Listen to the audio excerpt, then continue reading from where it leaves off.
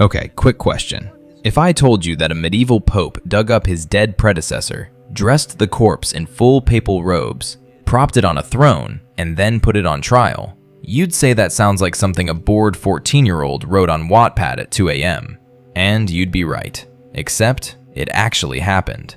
Now, here's my problem. There are certain events in human history so absurd, so catastrophically stupid, so completely divorced from anything resembling logic, that they break something in my brain. Because I'm not just a history guy. I'm a time technician. Don't ask who hired me. My job is to monitor the historical timeline for anomalies, patch logical inconsistencies, and make sure reality keeps making sense. Today has been a very bad day at the office. Because today, I'm staring at 7 glitches so severe that the only explanation is that someone, somewhere in time, handed the universe a corrupted script file and hit run by accident. You're here. You've grabbed your diagnostic toolkit, or whatever that thing is you're holding. We are going in. Do not speak. You never speak. That's fine. Let's fix history. Rome, January 897. Pope Stephen VI, that's the living one, has just had the body of his predecessor, Pope Formosus, exhumed from his grave. Formosus has been dead for 9 months. Stephen has him dressed in full papal vestments, propped upright in a throne, and arraigned before a formal church council to stand trial for crimes committed while Pope. I have looked at this timeline 17 times. It still says this happened. The trial, which historians actually call the Cadaver Synod, because even historians have a sense of theater, proceeds with a deacon appointed to speak on behalf of the corpse, which is generous because the corpse's defense strategy was, and I cannot stress this enough, not saying anything. Stephen did most of the talking, screaming mostly, directly at the body, the 9-month-old body. Formosus was found guilty. His papal vestments were stripped. 3 fingers used for consecrations were cut from his hand, and then they threw him in the Tiber. End of trial. Now here's the patch I need to log. This backfired catastrophically on Stephen. The Roman public, who apparently had a limit, rioted. Stephen was deposed, imprisoned, and strangled in his cell within the year. Formosus was fished back out of the river and reburied with full honors. Summary: the living pope lost, the dead pope won. Patch attempt failed. Some glitches are load-bearing. Narrator steps through. Strasbourg, July 1518. A woman named Frau Trophia steps into the street and begins to dance. She dances for 4 to 6 days straight. She does not stop. She does not sleep. She does not eat.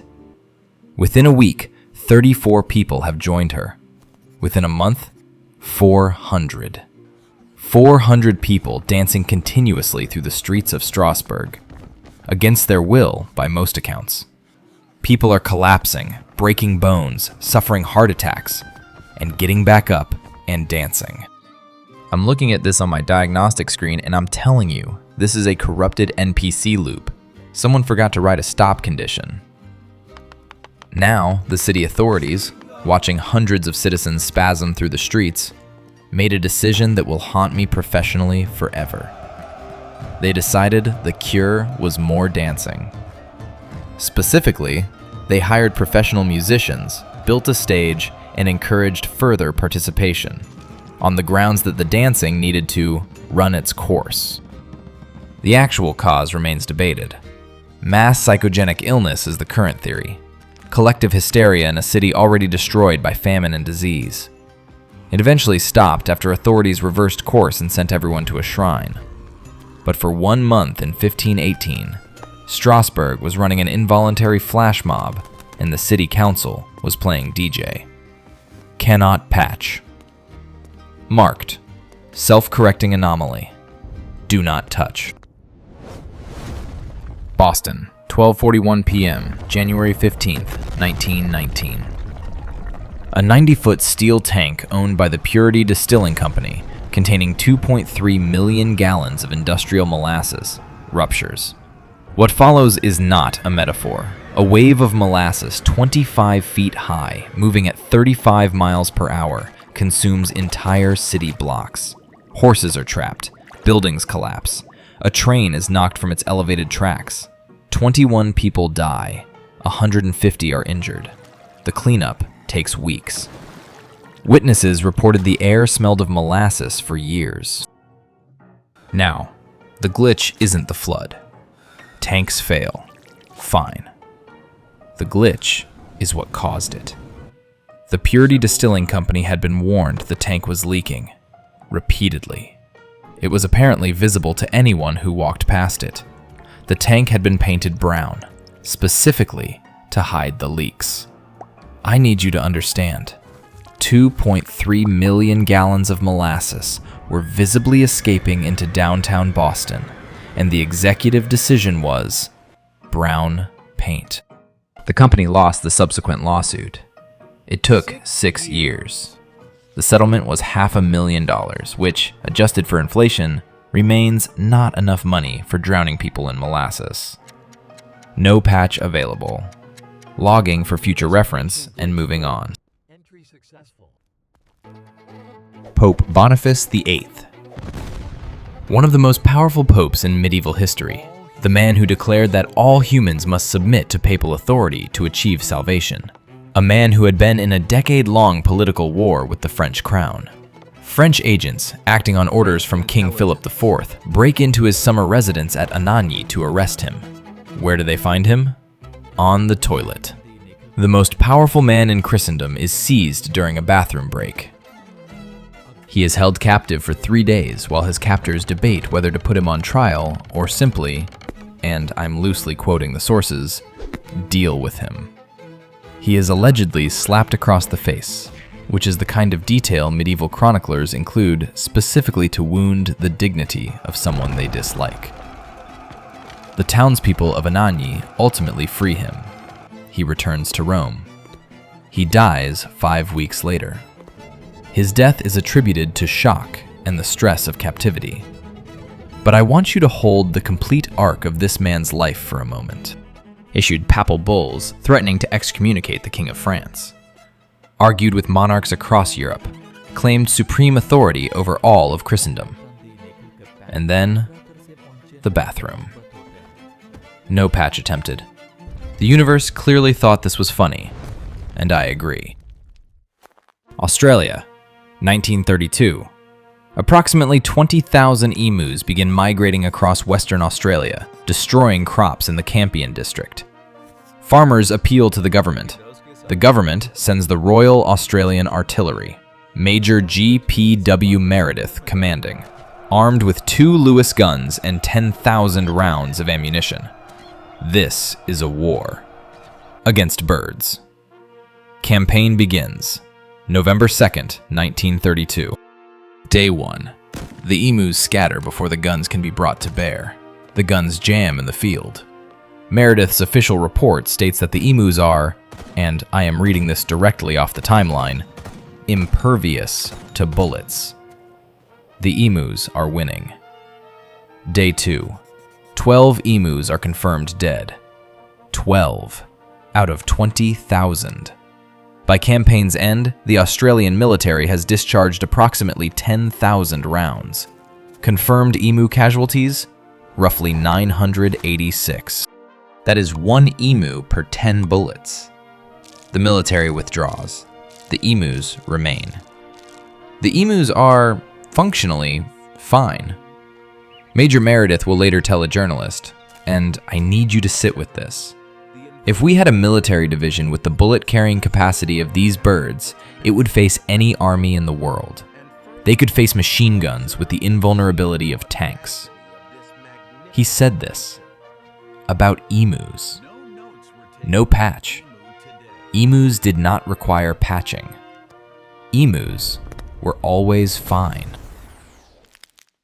Prague, 1618. Protestant nobles are furious with the Catholic Habsburg royal representatives, so they throw them out of a window. not a metaphor. 3 Habsburg officials are physically picked up and thrown from a window of Prague Castle. The drop, approximately 70 feet. All 3 survive. Catholic sources at the time claimed it was a miracle, that angels caught them mid-fall.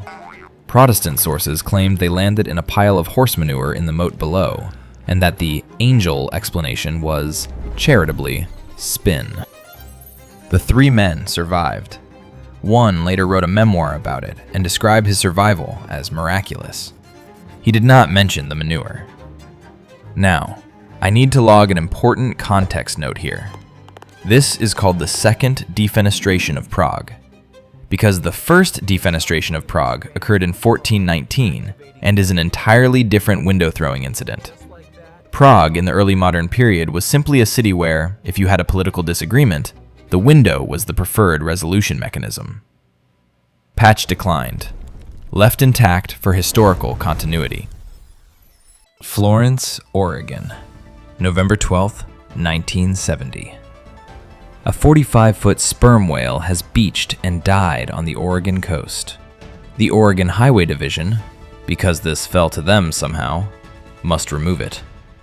Options considered: burying it, sand too soft; towing it out to sea, keeps washing back; waiting for natural decomposition, takes too long, public health emergency.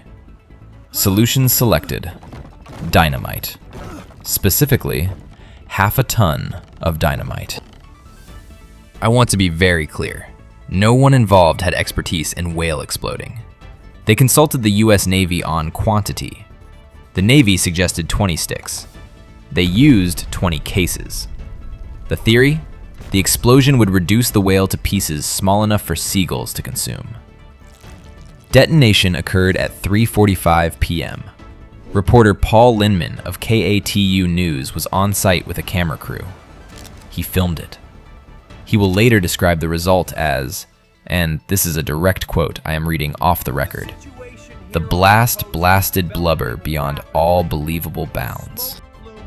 A chunk of whale roughly the size of a car landed on a vehicle in the parking lot, 800 feet away, destroying it. The seagulls did not eat the whale.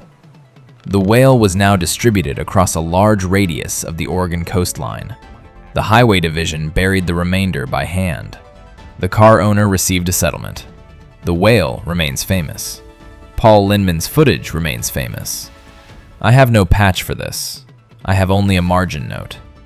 Do not let humans decide how much dynamite.